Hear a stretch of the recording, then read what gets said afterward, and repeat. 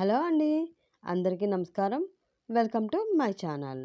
నీ ప్రేమకై పార్ట్ 21 చూసే ముందుగా ప్రీవియస్ ఎపిసోడ్స్ ఎవరైనా మిస్ చేసి ఉంటే ముందు అవి చూడండి ఫ్రెండ్స్.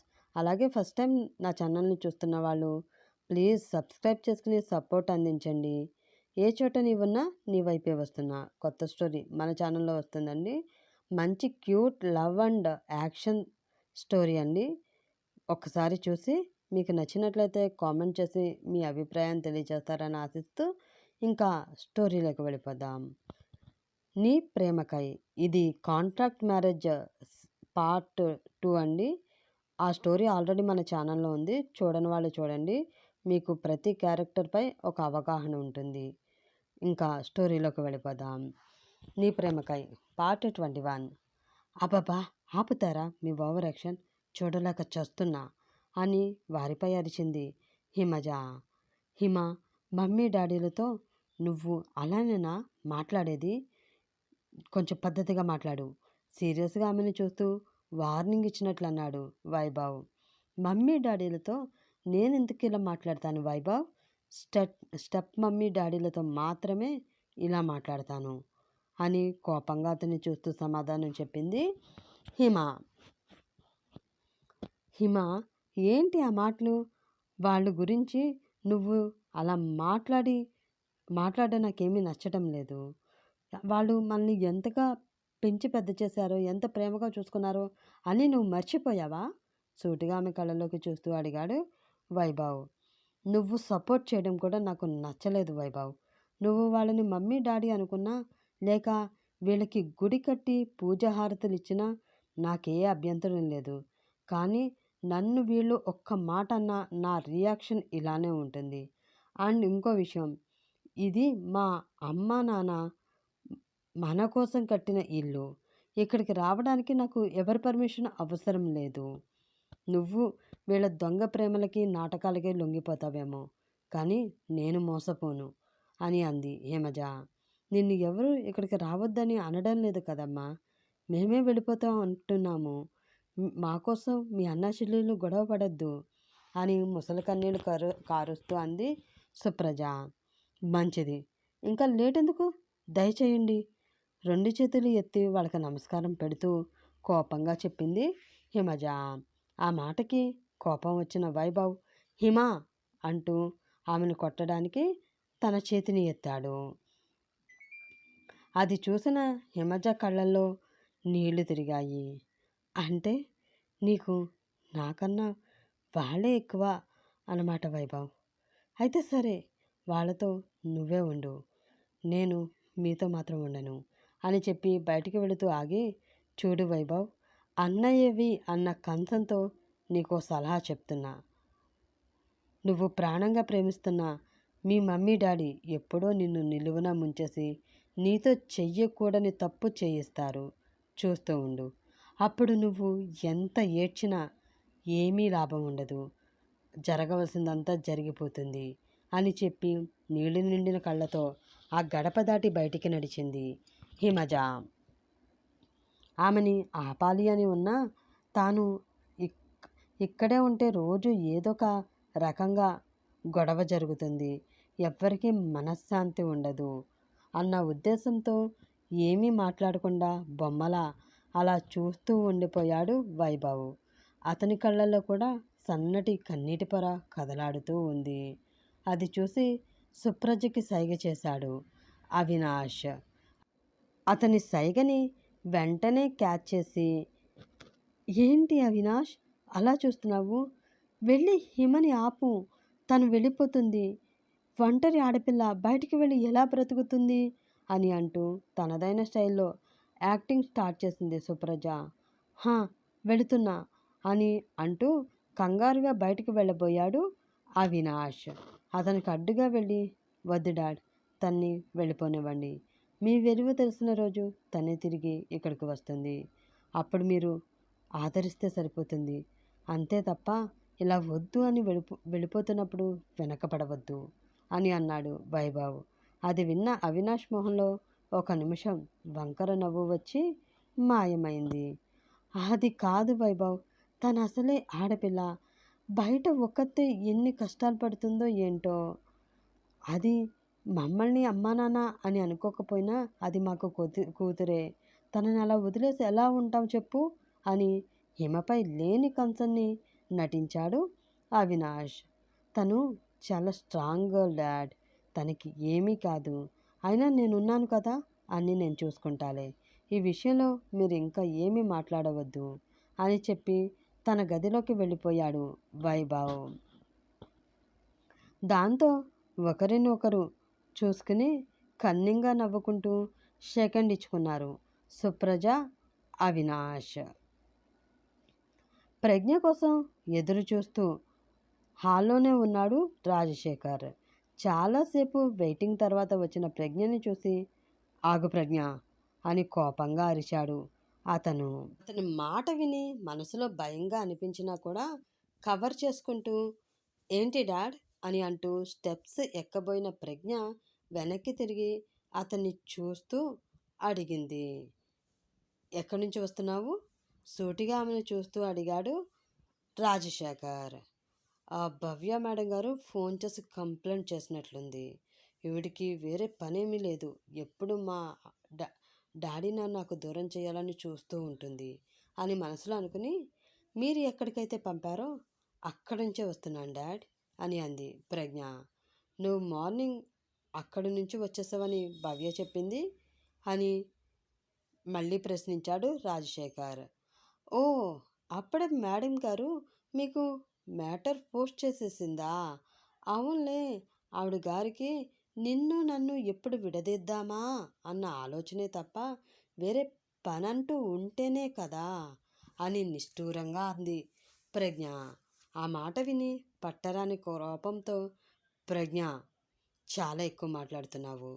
భవ్య ఏమీ నీ మీద కంప్లైంట్ చేయలేదు. నువ్వు ఇంటికి వచ్చావో లేదో కనుక్కోవడానికి మాత్రమే కాల్ చేసింది అని అరిచాడు రాజశేఖర్.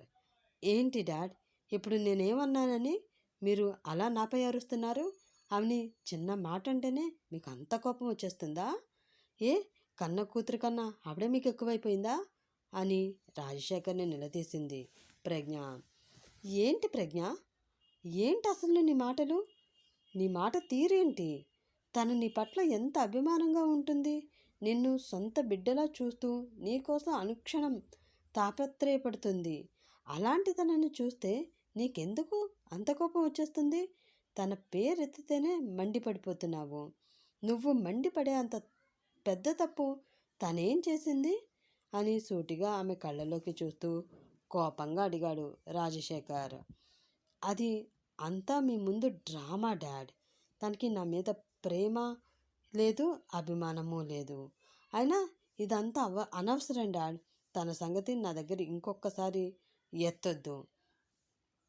తను ఎంత నా అమ్మ స్థానంలోకి వచ్చినా ఎప్పటికీ నాకు అమ్మ కాలేదు అని చెప్పి రాజశేఖర్ చెప్పేది కూడా వినకుండా తన గదిలోకి విసురుగా వెళ్ళిపోయి డోర్ గట్టిగా క్లోజ్ చేసింది ప్రజ్ఞ. ఆమెను చూసి ఆమెని ఎలా మార్చాలో తెలియక అలా ఆలోచిస్తూ తల పట్టుకుని సోఫాలో కూలబడ్డాడు రాజశేఖర్. వస్తూ ఉన్న నిద్రని బలవంతంగా ఆపుకుంటూ ఆవలిస్తూ హాల్లోనే సోఫాలో దోమల్ని కొట్టుకుంటూ కూర్చుని ఉంది శ్రీజ. వాటర్ కోసం అని తన గది నుండి బయటకు వచ్చిన రాజేష్కి అలా బలవంతంగా నిద్ర ఆపుకుంటూ కునిపాట్లుగా పడుతూ కనిపించింది శ్రీజ. ఏంటి ఈ టైంలో ఈ పిల్ల ఇక్కడ కూర్చుని ఉంది? నిద్ర వస్తున్నా కూడా పడుకోకుండా ఏం చేస్తుంది అని అనుకుంటూ ఆమె దగ్గరికి వెళ్ళి, అమ్మా శ్రీజ, ఏంట్రా ఇంకా పడుకోలేదా? ఈ టైంలో ఇక్కడున్నావు అని అయోమయంగా అడిగాడు రాజేష్. నాకు నిద్ర వస్తుంది అంకుల్, కానీ గదిలో వాడున్నాడు అని అమాయకంగా మొహం పెట్టి ఏడుపు గొంతుతో చెప్పింది శ్రీజ. వాడా? ఎవడమ్మా వాడు? అయినా నీ గదిలోకి రావడానికి వాడికి ఎంత ధైర్యం అని కోపంగా అడిగాడు రాజేష్. చిచ్చి, నా గదిలోకి వాడు రాలేదు అంకుల్, వాడి గదిలోకి నేను వెళ్ళాను అని అమాయకంగా మొహం పెట్టుకుని అంది శ్రీజ. వాడి గదిలోకి నువ్వు వెళ్ళావా? అంటే ఆ గదిలో అని 2 నిమిషాలు ఆలోచించి, యు మీన్ సమీర్ అని అన్నాడు రాజేష్. హా అంకుల్, ఆ రాక్షసుడే పెద్ద పెద్ద కళ్ళు వేసుకుని కోర పళ్ళతో నా వైపు తినేసేలా చూస్తున్నాడు అంకుల్ అని భయపడుతూ అంది శ్రీజ. ఏంటి, వాడు అలా చూస్తున్నాడా? అయినా వాడు చూడడానికి చాలా అందంగా ఉంటాడు కదమ్మా. మరి నీకెందుకు అంత భయంకరంగా కనిపిస్తున్నాడు అని అయోమయంగా అడిగాడు రాజేష్. హా అంకుల్, చాలా భయంకరంగా కనిపిస్తున్నాడు. వాడిని చూడాలంటేనే వెన్నులో వణుకు పుడుతుంది తెలుసా అని అంది శ్రీజ. కనిపిస్తే కనిపించాడు కానీ వాడు ఏదో క్యాజువల్గా చూసుంటాడులే అమ్మా. లేకపోతే ఈ మధ్యకాలంలో ఏవైనా మార్పులు జరిగి వాడికి మెల్లకన్ను ఏమైనా వచ్చి ఉంటుంది. అందుకే వాడెటో చూస్తే నీ వైపు చూస్తున్నాడని అనుకుని ఉంటావు. అంతేకాని ఆడపిల్లని తినేసేలా చూసే అంత సీన్ వాడికి లేదమ్మా. వాడు ఒట్టి సన్నాసి వెధవా అని అన్నాడు రాజేష్. అయ్యో మదర్ ప్రామిస్ అంకుల్, వాడు ఎటు చూసినా నా వైపే చూస్తున్నట్లు నాకు అనిపిస్తూ ఉంది అంకుల్ అని అంది శ్రీజ. అంటే వాడు చూడకపోయినా నీకు చూసినట్లు అనిపిస్తుంది అంతేనా తల్లి అని అడిగాడు రాజేష్. అవును అంకుల్, ఇప్పుడు కూడా అదిగో ఆ గది నుండి నా వైపే చూస్తున్నట్లు అనిపిస్తుంది అంకుల్ అని అమాయకంగా మొహం పెట్టి చెప్పింది శ్రీజ. అనుకున్నా, ప్రేమించిన అమ్మాయిని కన్నెత్తి చూడడానికి 10 సంవత్సరాలు టైం తీసుకున్న ఎదవా ఒక్కరోజులోనే నిన్ను అలా ఎలా చూస్తున్నాడు అని నాకు ముందే డౌట్ వచ్చింది. ఈ జన్మలో వాడు నిన్ను చూడడం కాదు కదా, చూడడానికి ట్రై చేయడం కూడా జరగదు తల్లి అని మనసులో అనుకుని, తల్లి I think it is called illusion. దీని గురించి మనం ఎవరినైనా మంచి డాక్టర్ని కలవడం బెటర్ అనుకుంటా అని సలహా ఇచ్చాడు రాజేష్. ఆ మాటకి సీరియస్గా చంపేసేలా రాజేష్ని చూసి, నాకు తెలియదు అంకుల్, నేను మాత్రం ఆ రూమ్లోకి పడుకోను. నాకు సపరేట్ రూమ్ కావాలి, ఏదో ఒకటి అరేంజ్ చేయండి అంకుల్ గారంగా అడిగింది శ్రీజ. అంటే తల్లి, ఇంట్లో గెస్ట్ రూమ్ ఉంది కానీ మొన్న పెళ్ళికి వచ్చిన బంధువులందరూ ఆ రూమ్నే తెగ వాడేశారనుకో. ఇప్పుడు ఆ రూమ్ డోర్ తీస్తే హైదరాబాద్లోని మూసీ నది కన్నా ఎక్కువ కంపు కొడుతుంది తల్లి. అసలు అక్కడ అడుగు కూడా పెట్టలేకపోతున్నాము. నువ్వు ఒక్క వారం రోజులు ఏదోలా ఆ రాక్షసుడి గదిలోనే అడ్జస్ట్ అయితే ఈలోగా ఆ రూమ్ని నీట్గా క్లీన్ చేయించి దాన్ని నీ రూమ్ కింద మార్చేస్తాను. అప్పుడు ఆ రాక్షసుడు చూసే చూపే కాదు, ఏ పిశాసి చూపు కూడా నీ మీద పడదు, గ్యారంటీ నాది అని హామీ ఇచ్చాడు రాజేష్. ఏంటి, వారం రోజుల? ఈలోగా హాల్లోని దోమలు నా బాడీలో ఉన్న రక్తం మొత్తం పీల్చేసేటట్లున్నాయి అంకుల్. ఈ దోమల బాధ పడలేకపోతున్నాను అని చేతి మీద వాలిన దోమని కొట్టుకుంటూ అంది శ్రీజ. అబ్బా, హాల్లో ఎందుకు తల్లి, హాయిగా వెళ్ళి ఆ రూమ్లోనే పడుకో అని అన్నాడు రాజేష్. ఏంటి, ఆ బిఆర్ రూమ్లోనా అని గట్టిగా అరిచింది శ్రీజ. బీఆర్నా? బీఆర్ అంటే ఏంటి తల్లి అయోమయంగా అడిగాడు రాజేష్. బీఆర్ అంటే మీనింగ్ ఏంటో రేపటి ఎపిసోడ్లో తెలుసుకుందాం. అప్పటి వరకు వెయిట్ చేస్తూ ఉండండి ఫ్రెండ్స్. బాయ్. నెక్స్ట్ ఎపిసోడ్ సాయంత్రం వచ్చేస్తుంది, సో వెయిట్ చేయండి. అలాగే ఈ స్టోరీ మీకు నచ్చినట్లయితే please like and share. Bye friends.